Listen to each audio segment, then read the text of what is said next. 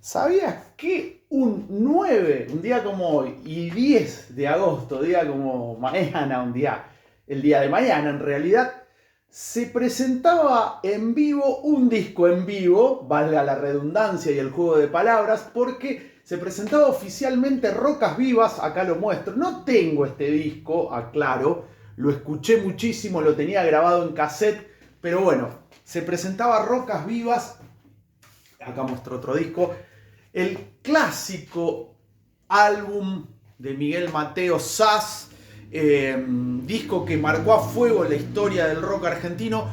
Fue el disco más vendido de la historia, como decía, de la música en la Argentina, hasta la salida del Amor después del amor, 7 años después, de Fito Páez. Más de 500.000 discos se vendieron. Fue realmente un boom. Con el retorno de la democracia y la llamada primavera alfonsinista, después de la triste etapa oscura y genocida vida que habíamos, o lo que se había sufrido con la genocida dictadura militar, el resurgimiento del rock argentino, a partir, que es muy paradójico, a través o a partir del conflicto bélico de Malvinas. El artista más representativo fue Zas, y en este caso el señor Miguel Mateos, y con un disco en vivo, lo que es toda una hazaña, porque el mismo Miguel Mateos lo contaba. Cuando Oscar López, su productor, le dijo de hacer el disco en vivo, él se sorprendió y dijo, no sé, ¿da para hacerlo? Bueno, vaya si dio para hacerlo, y fue realmente... Es un disco clave en la historia del rock argentino. Como decía, es el disco en vivo de rock argentino, rock nacional, más vendido de la historia, porque no hay otro disco en vivo que haya vendido lo que hizo Rocas Vivas, y hasta la aparición de El Amor después del amor de Fito fue el más vendido hasta ese momento. Como decía, más de 500.000 de discos se vendieron, de copias. Esta placa fundamental, como decía, con el señor Miguel Mateos, y siempre su hermano ahí, Alejandro Mateos, que yo lo rescato muchísimo, su mano derecha. Bueno, Miguel obviamente, porque por ahí uno se queda, y es obvio con Miguel, pero Alejandro Mateos es fundamental y está todavía al lado de su hermano, baterista, percusionista, programador, productor. Fue productor del primer disco de Los Intocables, por ejemplo, el que tenía Él se llama Don José. Y bueno, como decía, la mano derecha de Miguel Mateos. Este disco, Rocas Vivas, reunía temas de los 3 discos de estudio que tenía hasta el momento Miguel Mateos, Zas, en este caso Zas, aclaramos, que eran Zas del año 82, el que tenía Ochentango, por ejemplo, Va por vos para vos. Este trabajo, Huevos, que se publicó en el año 1983, y el disco más reciente hasta ese momento, previo a la grabación de Rocas Vivas, que era Tengo que parar. De estos 3 discos, Miguel Mateo Zas, o en este caso Zas, conforma la lista de temas, que también tenía algo que era como una especie de signo de los tiempos. Disco en vivo, pero aparecía una canción de estudio nueva, como pasó con el disco en vivo de Virus, que justamente era un disco en directo, en vivo, pero tenía imágenes paganas, que se convirtió en un clásico. Específicamente en el caso de Zas, Perdiendo el control, un temazo, el único tema en vivo, perdón, de estudio y nuevo. También había otros 2 temas nuevos, no quiero olvidarme, que formaron parte de la placa, Solo una noche más y Un mundo feliz, que sí fueron grabados en vivo. El resto del disco tenía Va por vos para vos, Tirá para arriba, que se convirtió en el gran éxito. De hecho, muchos conocimos a Zas por este tema. Yo estaba en 7º grado de la primaria, en el colegio Monseñor Carlos Macaño, aquí de la ciudad de Santa Fe, y me voló la cabeza Tirá para arriba, que es un clásico del rock argentino. Un poco de satisfacción, extra, Un gato en la ciudad, que para mí es uno de los mejores temas de Zas, que siempre recomiendo que escuchen la versión de O'Connor, que es buenísima. En la cocina huevos de este disco. Este disco tenía 4 temas, aportó un poco de satisfacción, Un gato en la ciudad, En la cocina huevos y Extra Extra, casi la mitad de la placa, y esos temas nuevos. También recomiendo una nota que lo voy a subir ahí en los comentarios, que le hizo mi hermano Leo a Miguel Mateos. La nota salió el 30 de julio en el diario Litoral de la ciudad de Santa Fe, que es muy interesante, y tomé algunos fragmentos. Por ejemplo, decía Miguel a Leo, muchos piensan que se grabó en el Luna Park. Esa era una cosa que uno pensaba, fue grabado en el Luna Park, y dice, pero se grabó en una serie de conciertos en el Teatro Coliseo antes del Luna Park, en donde se presentó. Que también es algo loco. Yo creo que el disco más vendido de la historia en vivo es el It's Alive de Peter Frampton, un discazo. No hay muchos discos en vivo que sean con muchas ventas. Bueno, pienso a AC/DC tal vez, pero en este caso era muy loco porque el disco más vendido hasta entrada a la década del 90 era uno en vivo, el de Sass, que como decía, fue grabado en 4 shows que había dado Miguel Mateos en el Teatro Coliseo. No pensó que iba a tener tanta repercusión, siempre lo dijo en las entrevistas, que lo sorprendió mucho. En abril del año 1985, ahí justamente el productor, Oscar López, le dice, vamos a hacerlo en vivo, vamos a juntar algunos temas o extractar algunos temas y que se haga un disco en vivo. Le llamó la atención a Miguel Mateos, medio no es que no le cerraba, pero no sabía qué podía suceder, y bueno, ya todos sabemos lo que sucedió. Y cuando sale Rocas Vivas, que se convierte en un gran éxito, en un boom, ahí sí está la presentación en vivo en el Luna Park. Lo que se hace es, en el Luna Park, la presentación de Rocas Vivas, disco en vivo que había sido grabado en el Teatro Coliseo. 9 y 10 de agosto fueron 2 shows por noche, fueron 4 noches. 2 el 9 de agosto, 2 el 10 de agosto. Y bueno, la banda que formó parte, porque también otra cosa, tuvo varios cambios Sass en su formación, salvo los hermanos Mateos, el resto estuvo, no sé, Fernando Lupano, Ricardo Peñotti, el negro García López, anduvo Cachorro, también Cachorro López, yo creo que ya en la etapa de Miguel Mateos, Pablo Guyot, bueno, hubo muchos músicos. Pero esta banda era relativamente nueva, venía de Tengo que Parar, estaban también Raúl Chevalier en el bajo y el Chino Sanz, Eduardo Sanz, en guitarra y coros, y aparecen como invitados Oscar Kramer en saxo y León Gieco, el gran León, en armónicas.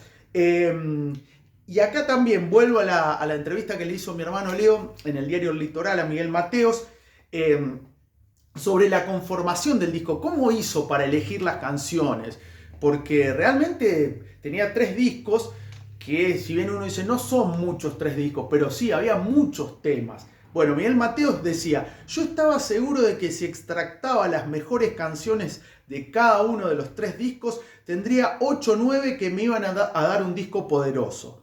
Conté también con el convencimiento de mi productor en aquel momento, Oscar López. La elección de los temas fue caprichosa, discutimos con mi hermano Alejandro, que fue parte también de este intríngulis. Y sencillamente quedaron las canciones que quedaron, pero se ensayaron todas. También ahí Miguel Mateos decía, y con justa razón, porque muchos le pegaron, decían, no, muy engreído, muy soberbio. No, él dice que fue el primer exportador del rock argentino. Entiéndase por esta frase que fue el primer artista que pegó el salto para ir a tocar al exterior, si bien ya se estaban empezando a dar grandes shows y demás, pero es el que pega el primer salto. Ahí también aparecen luego los Violadores, Soda, los Enanitos Verdes, pero Miguel Mateos es el primero que pega ese salto. Ya en Solos en América se muestra como Miguel Mateos solo y bueno, y comienza una etapa norteamericana también, mexicano-norteamericana, Obsesión, me acuerdo, bueno, Si tuviéramos alas, Kryptonita, el disco Kryptonita también, cómo olvidarlo. Y otro libro, este libro siempre lo recomiendo, para aquellos amigos que ven los videos desde otras partes del mundo. Esto es una especie de cronología del rock argentino, creo que hasta el año 2006 aproximadamente. Bueno, tiene mucha data del rock argentino de los 50 años, tomando la balsa como el punto en donde se populariza el rock argentino. Marcelo Fernández Vittar es muy bueno, muy instructivo para aquellos que tal vez quieren conocer un poco más sobre el rock argentino, y va año por año. 1985, obviamente aparece Sas, dice, por su parte, Sas tocó 3 noches en el Coliseo y registró el material de Rocas Vivas, un LP que llegó a vender más de 300.000 copias, en realidad fueron más de 500.000, lo que lo convirtió en el álbum más vendido de la historia del rock local hasta esa fecha. Según Alejandro Mateos, la grabación fue pensada fundamentalmente para un disco en vivo, pero Miguel también tenía ganas de poner algún tema nuevo en estudio. En principio fue Perdiendo el Control, pero después se agregaron en vivo Mundo Feliz y Solo una noche más, porque habían sido muy buenas las versiones en el show del Coliseo. También tiene un medley de 4 temas de Huevos, lo cual lo convierte en un disco extraño, con un armado raro. Qué interesante la visión que da Alejandro Mateos sobre la conformación de Rocas Vivas. Y después dice, en agosto Miguel Mateos, Sas y luego Alejandro Lerner llenaron el Luna Park con un extraño pretexto: presentar en vivo sus discos grabados en vivo. Obviamente que de Alejandro Lerner no voy a hablar, es un artista que a mí particularmente no me mueve un pelo, así que me voy a detener, obvio, en el que me gusta, en Sas. Sas agotó localidades una y otra vez hasta sumar 4 funciones en 2 noches, siempre con un momento de sorpresa absoluta cuando el cantante aparecía colgado de un arnés y volaba sobre el público durante el tirá para arriba. El total fue de 56.000 espectadores, superando a las 45.000 del Vélez, donde la banda había tocado como telonera de Queen en el 81, que es una historia muy interesante. Bueno, en algún momento voy a hacer un video, si me lo piden. Sin dudas, era el grupo más popular del país, totalmente. Fue muy fuerte eso, dijo Mateos, porque de pensar en hacer un Luna Park con suerte y con toda la ayuda del planeta, terminamos haciendo 4, una cosa totalmente fuera de programa que nos pasó por encima. Bueno, eso demuestra a las claras lo que fue el fenómeno de Rocas Vivas. Fue un fenómeno que superó toda expectativa, no sé, en el sueño más fructífero de Miguel Mateos tal vez hubiera pensado, no sé, como mucho llegar a un Luna Park, pero sin embargo fue un éxito arrollador.